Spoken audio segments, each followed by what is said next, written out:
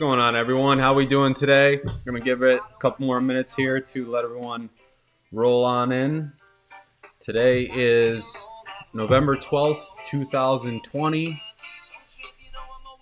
It's a Thursday. Sky's a little gray out there, but the sun's bright here in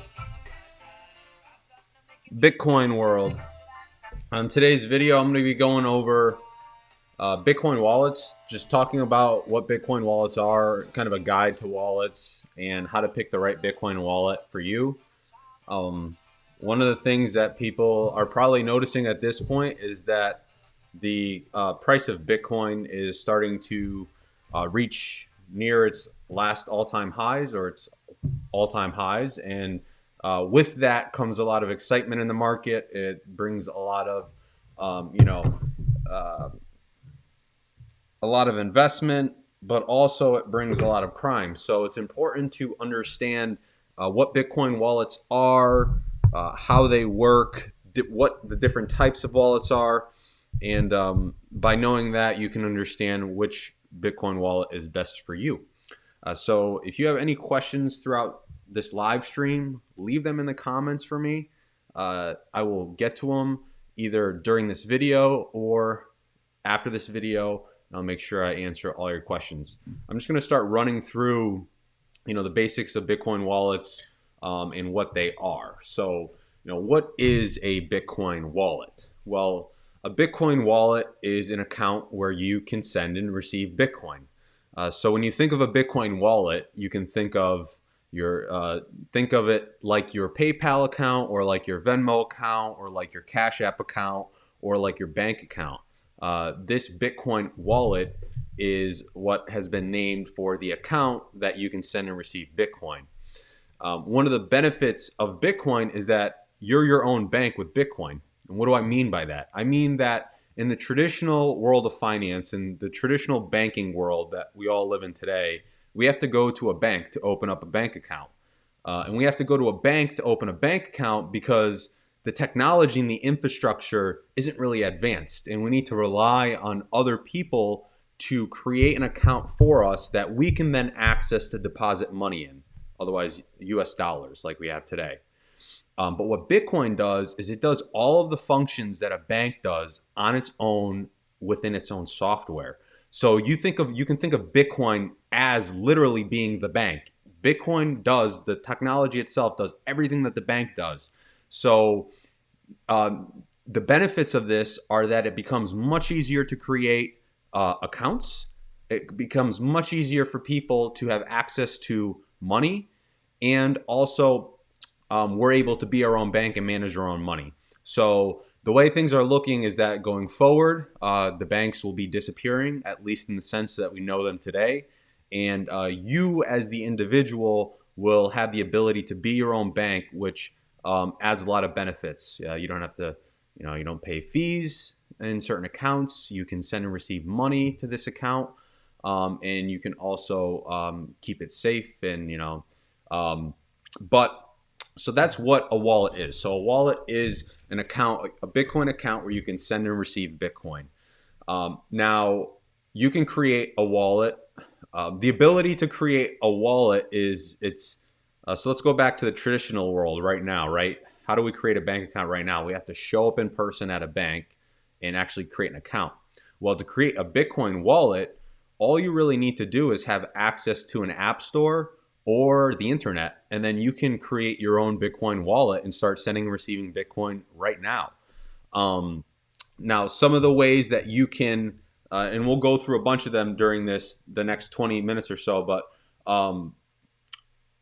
there are several types of Bitcoin wallets that exist. There are wallets that get stored on your computer. Those are known as desktop wallets.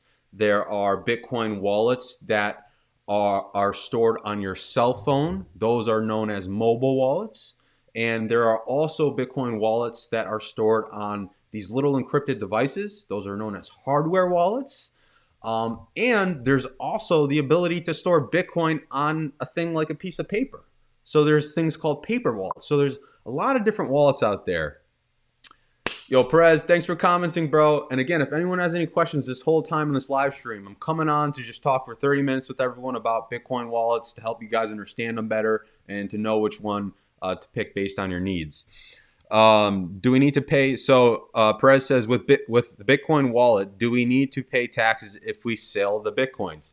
Yes, you do. So and I'm not a tax attorney. I'm not an accountant. I'm not a professional in the tax industry. I'm not giving any kind of financial advice with this. I'm just sharing information that I've learned from the public domain. But right now, if you are a U.S. resident, the way that the IRS looks at taxes when it comes to cryptocurrencies or crypto assets is that they are a property. So when you sell Bitcoin for another cryptocurrency, or you sell Bitcoin for real estate or any other type of alternative outside of that cryptocurrency, you should be calculating a capital gain or loss on that and then reporting that per the regulations in the United States. Now, if you live outside the United States, you need to take the initiative to look at what your local tax authority is actually saying with cryptocurrencies. But the point is that if you were to sell Bitcoin for like Ethereum, or sell it into dollars, or sell it for property, or sell it for a house, you would then have to pay taxes. But if you were just sending Bitcoin from one wallet to another, just like you send money between bank accounts, that's not a taxable event that takes place. So you don't pay taxes to send Bitcoin from one account to another or one wallet to another, because in the Bitcoin world, they're not called accounts, they're called wallets. But if you were to sell it for property or any other cryptocurrencies, at least in the United States right now, the IRS has guidance out where they say that you need to report that as a taxable event.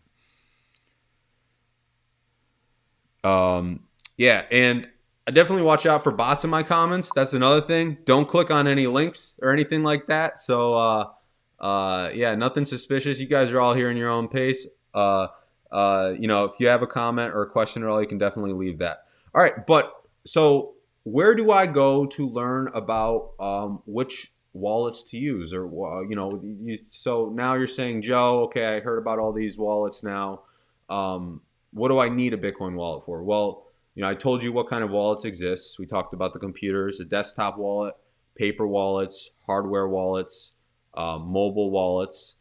You need a wallet in order to send and receive Bitcoin. So that would be step one. If you were looking to get into Bitcoin, you'd say, okay, I want to buy Bitcoin. Well, you need a wallet in order to hold that Bitcoin, right? So let's start right from the top then on, let's just say you were an individual that wanted to buy Bitcoin. Well, if you were going to go buy Bitcoin, what you would be doing is you'd be going onto an exchange to purchase Bitcoin. So you'd go to a website, if you're in the US here, like Coinbase.com, or which I prefer, Kraken.com. I can leave a link for Kraken as well. Or if you have the Cash App on your cell phone, you can go on your Cash App. Or coming soon to PayPal, you'll be able to go onto your PayPal account. But if you are looking to purchase Bitcoin right away, you go onto these exchanges and then you can create an account, link your debit card to your bank account, and then you can purchase Bitcoin with your local currency. So if you're in the United States, you purchase Bitcoin with your US dollars. Once that happens, your Bitcoin is now, you see it in front of you, and it's on that website, on that application, on that exchange account that you purchased it from. What you're really seeing is a wallet that was created for you on that account. When you create an account on exchanges like the Cash App or Coinbase or Kraken, you're actually creating a Bitcoin wallet at the same time. So when you see that Bitcoin on the exchange, you're really seeing it on your wallet on that exchange. Now, that is one type of wallet that you'll see. Right away, you'll see them on these exchanges. So just know you have that wallet. Now, there's a saying in the crypto space that you want to try to not keep your Bitcoin on exchanges. The reason you don't want to keep your Bitcoin on exchanges is because the exchange is a centralized location that is vulnerable to hacking and compromise. Why? It's because they have a large amount of Bitcoin on that one centralized exchange. So if I'm someone looking to hack, a Bitcoin account where it's worthwhile, these individuals look at these exchanges as the targets because they have millions and millions and billions worth of Bitcoin on them.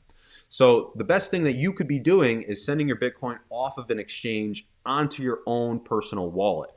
And by doing this, you really be your own bank, so to say, and you can control the Bitcoin better and you can safeguard it much better. Now, what we do when we want to do that is we need to now decide which wallet do we want to use, right? Because we can create all these different kinds of Bitcoin wallets, sending it off the exchange into our account. The first thing that I recommend to people with that is understanding the differences between owning your Bitcoin private keys and not owning your Bitcoin private keys when it comes to wallets. And this is the best thing to keep in mind here. If you download a wallet application from, on your cell phone or on your computer, a Bitcoin wallet, and you're asked to write down 12 to 24 words, that is how you know that you own your private keys. You have control of your private keys, your Bitcoin private keys.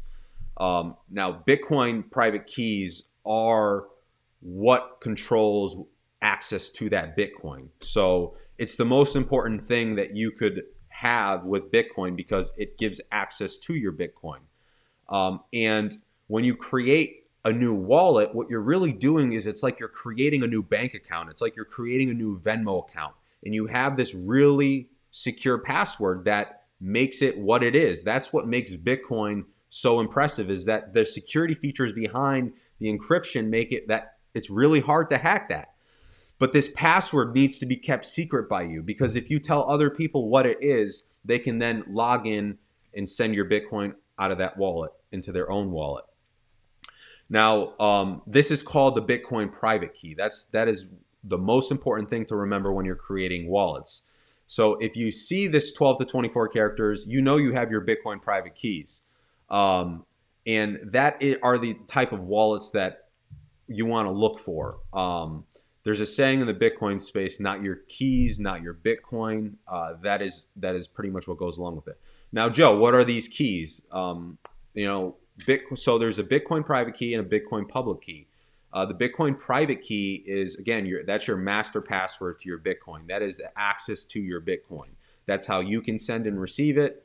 When you log into your wallet, your Bitcoin wallet, what you're really doing is you're gaining access to your Bitcoin.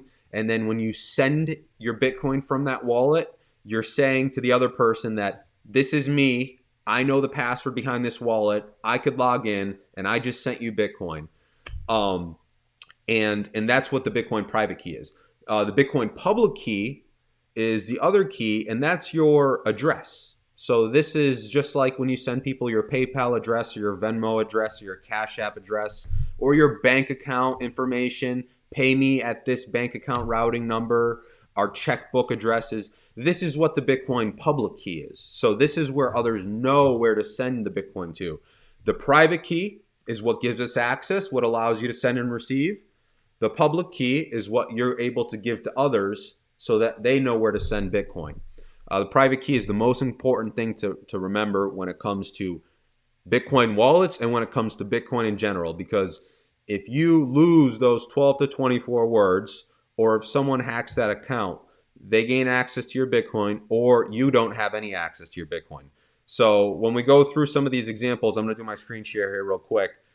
Keep in mind, and I'll reiterate, when you create an account, when you create a new Bitcoin wallet, whether you're downloading an app on your phone or you're going to load one up on your computer, some of the examples we're going to go through today, understand that those 12 to 24 words that you're presented with when you create that account, you should be handwriting those down on a piece of paper.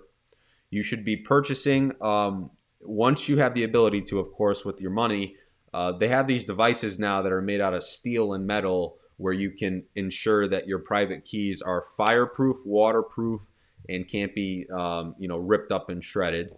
So you should write them down on a piece of paper, the 12 to 24 words, and then you should be keeping those safe. You should not be scanning those on a computer. You should not be sending those online to anyone.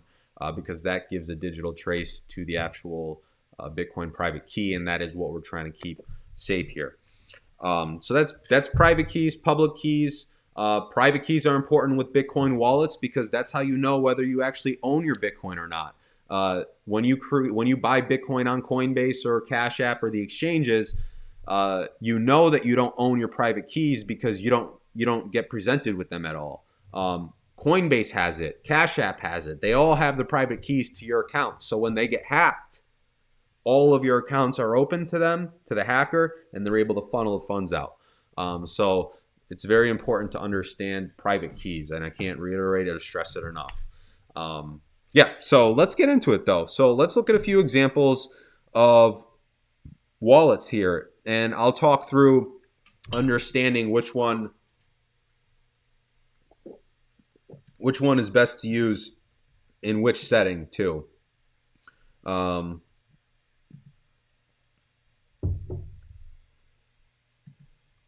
Okay, great. I hope you like my Bitcoin bees. All right, so where I come for all of my Bitcoin resource information, and where I was really starting to learn a lot about Bitcoin and cryptocurrencies, was from an individual named James Lopp. You can go to lopp.net, and Jameson's created quite the hub of Bitcoin information and resources. There's others out there. I mean, that's what I'm hoping to create here. Joe Rap TV is a whole library full of this content. But if you're looking to learn even further more about Bitcoin, following me, following other individuals, this is a website that you can go to for a bunch of different resources. But you'll see here, I'll come to Bitcoin resources and setting up a wallet.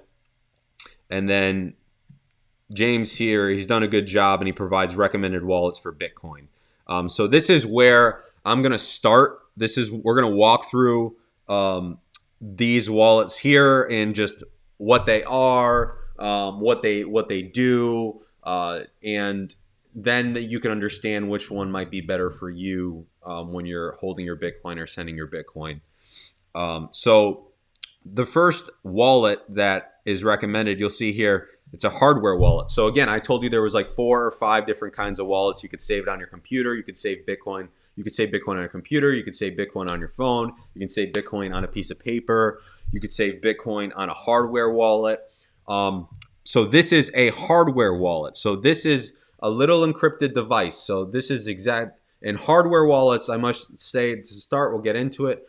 They are known as the best way to secure your Bitcoin right now. Storing your Bitcoin or your digital currencies, crypto assets on a hardware wallet is the best way to actually secure your privacy right now.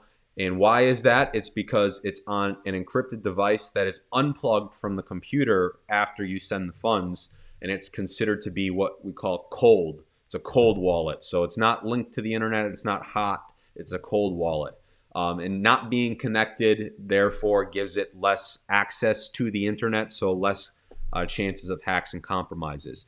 And the cold card wallet is something that he recommends. Jameson's done a good job of like testing a lot of these wallets out. I'm validating these. I've used it as a resource. I've used many of these wallets, so I'm just walking through with everyone right now some of the best ones that I know about and some of the best ones that people can use.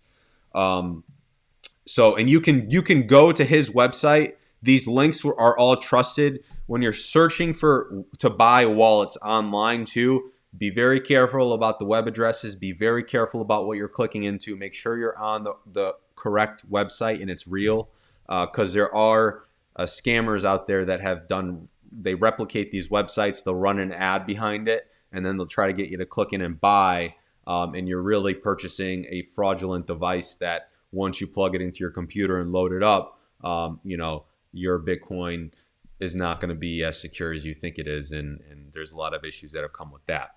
But the cold card is right now, it is what's recommended as like one of the top Bitcoin wallets to use right now.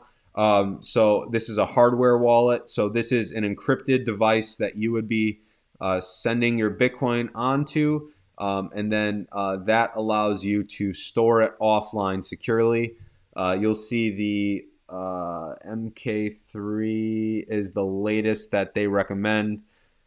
So, what you'll do is you'll really just get right here, like the Coldcard MK3. You don't need the Office bundle. This is for if you're, you have a business, you're trying to save, or if you're just a high net worth individual. If you want multiple hardware wallets, they're just pairing it up in a multi-pack. But if you're someone that's just saving this on your own, sending and receiving, starting with one hardware wallet is typically okay. So you would just go for the single stock pack. But if you needed three of them, you can get the bundle packs here, the experimental pack. But the Coldcard MK3 is what you would be looking to purchase. And this wallet, these things come with instructions now too. I'll go through other tutorials more in depth. I don't have as much time for this video today. I'm just doing an overview to show you so you can explore on your own. But we'll be doing in-depth reviews on all these wallets and which ones, how they work, how to set them up. But they all have basic instructions. They're all really like, you get the box at home, and then there's a step-by-step guide either printed out on paper or there's a YouTube tutorial. And you'll plug it in, you'll download their wallet, you'll create your account, and then you can start sending and receiving Bitcoin from that. So staying on the topic of hardware wallets, one of the other most trusted hardware wallets, and one that I have used as well, is the Trezor wallet. So if you go to trezor.io, trezor.io, this is Trezor's website. So they have two models of their hardware wallet. One is a little bit cheaper than the other one. It's a little bit older. It doesn't support as many coins as the newer one. This Model T is the newer one. This Trezor 1 is the older one that I was just referring to. Either or will do. If you're buying Bitcoin only, primarily Bitcoin, Ethereum, a lot of these top currencies by market cap, the Trezor 1's okay.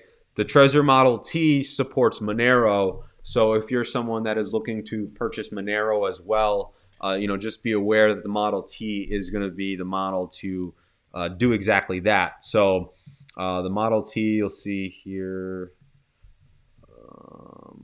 I should have gone to shop.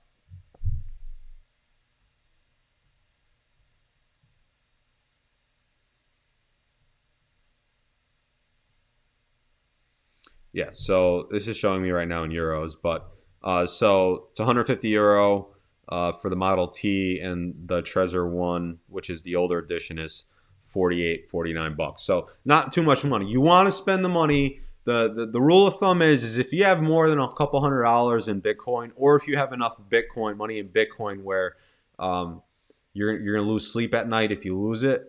You want to be spending the money on a hardware wallet, essentially. This is the number one recommended wallet that I recommend. This is why I'm starting here, is that your hardware wallet should be looked at as like your savings account. This is the most secure way to save your Bitcoin right now. So you want to be getting one of these hardware wallets to begin. So as you're buying Bitcoin, you're purchasing it on the exchange, you're sending it off the exchange into your hardware wallet, and that is going offline, and it's vaulted and it's safe, right? And then as we talk through these next couple wallets, I'm going to show you these next couple wallets would be like your spending money. So you're able to send some Bitcoin from your hardware wallet into like your mobile wallet on your cell phone or something, and you can walk around day to day, and you're able to spend and receive Bitcoin that way as well. But hardware wallets are the number one wallet you should be using for savings. Great. So those are two again: the Trezor and CoinKite, are the Coldcard. Now, what is the next kind of wallet that we talk about? Next one would be desktop wallets, or otherwise, computer wallets, wallets for your desktop computer. Jameson recommends Electrum. Electrum's talked about quite a bit. So you have the ability here if you go to electrum.org. If you're so this the desktop wallet. Let's take a little rewind back. Why would you use a desktop wallet?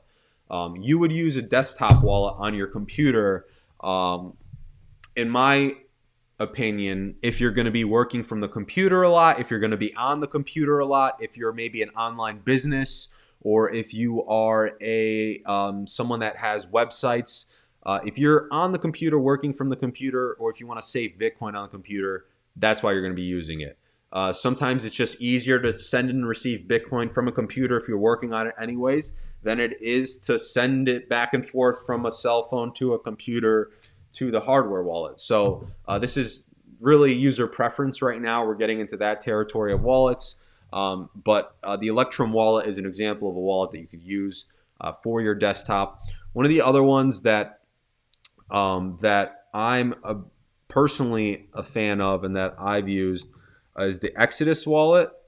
So if you go to exodus.io, EXODUS, this is a desktop wallet for your computer, and it's also a mobile wallet for your cell phone. There's an application where it links together, and the Exodus wallet is one that's also very popular. One of the benefits to the Exodus wallet is that it has a built-in exchange in the wallet itself. So you don't need to send your Bitcoin to Coinbase from your hardware wallet in order to buy and sell. You can do it within the Exodus wallet. It has an exchange, so you can buy and sell cryptocurrencies back and forth. Only difference is that you hold your private keys. So no, I actually take that back. You do not hold your private keys with this one. So these desktop wallets typically, from what I've seen with Exodus, I don't think there was private keys. I'll double tap on this one. If anyone does download it and set up a wallet, just let us know in the comments. I can't remember if it was or wasn't. But again, these desktop wallets are like you're spending money. So we're not necessarily completely worried about it being offline anymore because we only have a small amount in the account where we're just using it like normal payments. So these are two examples of desktop wallets that exist that you could use. The next two are Android and iPhone wallets. So these would be categorized as mobile wallets. These mobile wallets are on your cell phone. That's why we call them mobile wallets. So the Samurai wallet is recommended for Android. Find it here. You could also download the Exodus wallet. Again, the Exodus wallet has on the App Store an application, so you could download the Exodus wallet on your phone and have it on the computer. You can, if you have an iPhone, Blockstream Green is the recommended application. One of the benefits of the Blockstream Green is that you have the ability to send and receive Lightning payments with the Bitcoin Lightning Network. I'll get into the Lightning Network in a future video, but for today's video's sake, talking about wallets, just know that if you have the iPhone, this is also a very good wallet. Another example is the Mycelium wallet. You can find on Android and iPhone as well. Those are very good. In these wallets here, typically will they typically will give you your private keys. So with these mobile wallets, I believe Samurai does. I know. Okay, so Exodus, I know, links back and forth between your accounts. The Mycelium wallet does as well. So some of these mobile wallets do give you an extra protection by giving you your private keys, those 12 to 24 words. What are you going to do again? You're going to write them down on a piece of paper, and you're going to save those in a safe spot. You're not going to load them up online. You're not going to do anything like that. All right, cool. And then that's pretty much. So we talked about hardware, talked about desktop wallets, talked about mobile wallets. Web-based wallets, BitGo. I haven't really explored too much into these. I can save this for a future video. I'll bring a lot of this up. But what mobile wallet, what a web-based wallet is that it's a wallet that exists on a website. So it's a wallet that's, again, you think back to the exchange accounts, Coinbase. When you buy Bitcoin on Coinbase.com, That's a web-based wallet that exists on Coinbase. You access it through the web. It's different from a desktop wallet, which you access on your desktop. A mobile wallet you access on your phone, right? So with these web-based wallets, these are typically, you would be using these for, very like short-term kind of transactions. It's on an exchange. I'm buying and selling, then I'm sending it off of it. Um, and I want to go back to the mobile wallets real quick too. Is the mobile wallets? Why would you be using a mobile wallet? It's your spending money. It's your coffee money. It's your your day-to-day kind of discretionary spending. Your hardware wallet is your savings account. That's your real secure account. Your mobile wallet and is your like day-to-day spending money. Your desktop wallet could be your day-to-day spending money, or if you're just working on the computer a lot, you're trading. You're managing a website where you're taking payments in cryptocurrencies. You're a business that's accepting payments. And then the web-based wallets are very short-term. Those are like the exchanges. You're buying and selling really quickly. Now there is a product. Jameson is the CTO, I believe, of Casa Hodl. I want to bring up Casa real quick. I'm gonna tag him in this. I don't have an affiliate link yet, but I'm gonna shout him out because it is pretty good stuff. But like, if you're someone that wants an even extra layer of security, Casa right now with the Casa wallet is known to be the best solution. So what they allow you to do is they allow you to link your hardware wallet. So you create a hardware wallet with Bitcoin. You have their mobile wallet app, and then they hold what they call as the third key in the event of that, say you passed away. How does your loved one gain access to the Bitcoin? Well, they have the hardware wallet, and then Casa would be the third party that would also approve access to those funds to your family or your loved ones. This works on a membership, so you pay them monthly for the different tiers.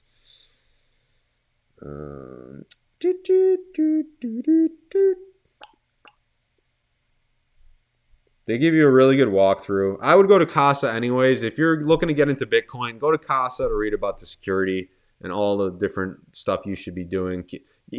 Subscribe to the email list because they do send out a lot of up-to-date security threats and things to keep an eye out for and look for and stuff. So I highly recommend them. But again, Casa is like, if you want that super extra, if you're someone that has like over 100,000, 150,000 in Bitcoin, you're going to probably want to start thinking about additional solutions like Casa for things like estate planning, custodial management and stuff like that. But that's really it. So again, what are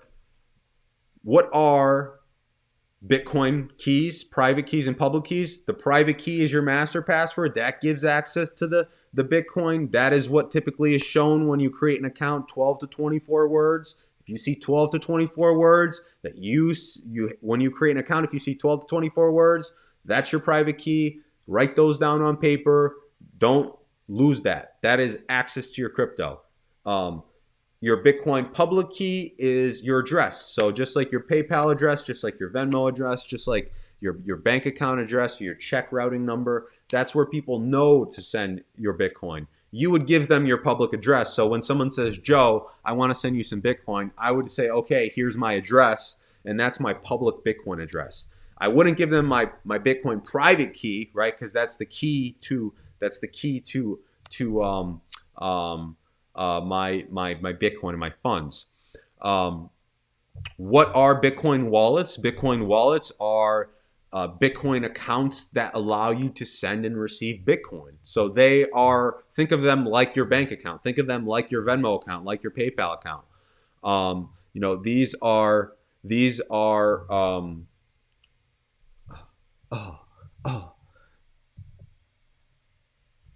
I just got a new camera too, and the thing just died on me. But these accounts allow you to send and receive Bitcoin. So you need a Bitcoin wallet in order to send and receive Bitcoin. So that's what a Bitcoin wallet is. It's just like your Venmo account, just like your PayPal account. Same mentality. It allows you to send and receive money. But now, what kind of wallets exist? Well, there's, again, we talked about the most secure kind of wallets, which are hardware wallets. This is like your savings account. So this is, you want to buy a cold card or a Trezor for a hardware wallet to save like your long-term storage of Bitcoin on, like your savings account.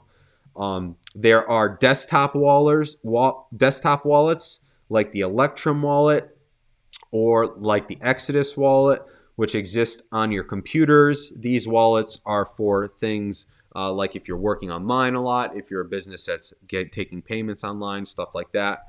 And then there's Android and iPhone wallets, which are otherwise known as mobile wallets. These wallets are for, your daily spending money, your coffee money, sending and receiving payments from your phone. Not as secure as the hardware wallet, right? But still allows you to have, just like your checking account now or your PayPal account, you leave a little bit of cash out in those so you can make normal payments.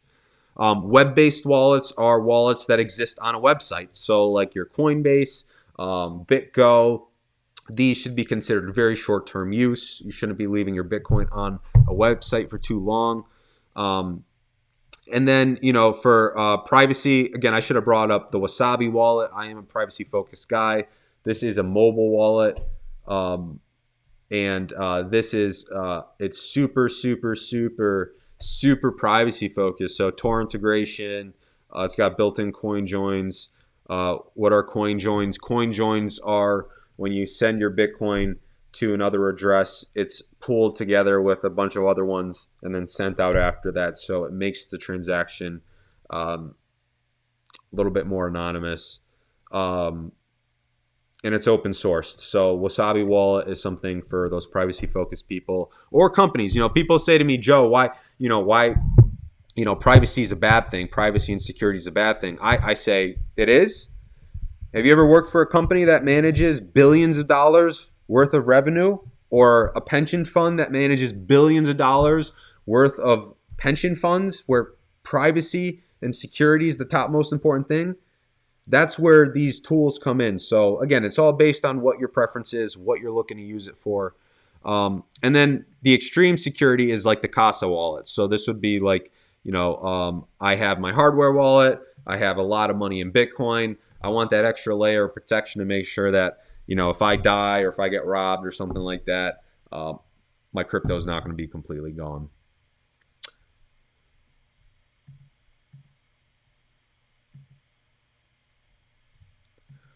All right.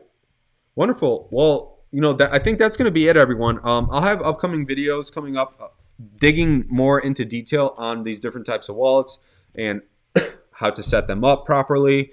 I'll also be rolling out a bunch more crypto-related content coming up here. So, markets again are looking pretty good. We're going to be moving back as it kind of looks at this time. I mean, I don't know what the future holds. No one does. But, it seems like the U.S. government and a lot of countries around the world now and businesses are starting to buy Bitcoin either as a reserve asset or to hedge against the dollar. So as we kind of move through these next couple months here, I'll be rolling out a lot of content just to kind of help onboard people to learn more about Bitcoin, how to send, receive, and be your own bank. But that's it, y'all. If you want one-on-one Bitcoin coaching, I've got a Patreon. So right now I'm doing $50 a month, gives you 2 separate 30-minute sessions where I'll link up with you one-on-one, and I'll be able to answer any questions anyone has. I'll be able to help get you loaded up, sending, receiving. If you're a business, you're looking to integrate it into your website or your e-commerce platform, I can definitely help out with all of that. Appreciate you, Perez. And yeah, and then I've got links on there as well to buy Bitcoin with Swan Bitcoin with dollar cost averaging. That's when you can buy every week or every month. It's the best way to buy. Just set it, forget it, safe passwords. So there's a link there. And then yeah, y'all. So that's gonna be it. So thanks for y'all for sharing this moment with me. I hope you learn a little bit more about Bitcoin wallets, what they are, and the best ones to use. And again, if you have any more questions or comments after this live stream, leave them in the comments section. I'll be sure to answer them for you. All right, y'all. I'll see y'all soon. Take care.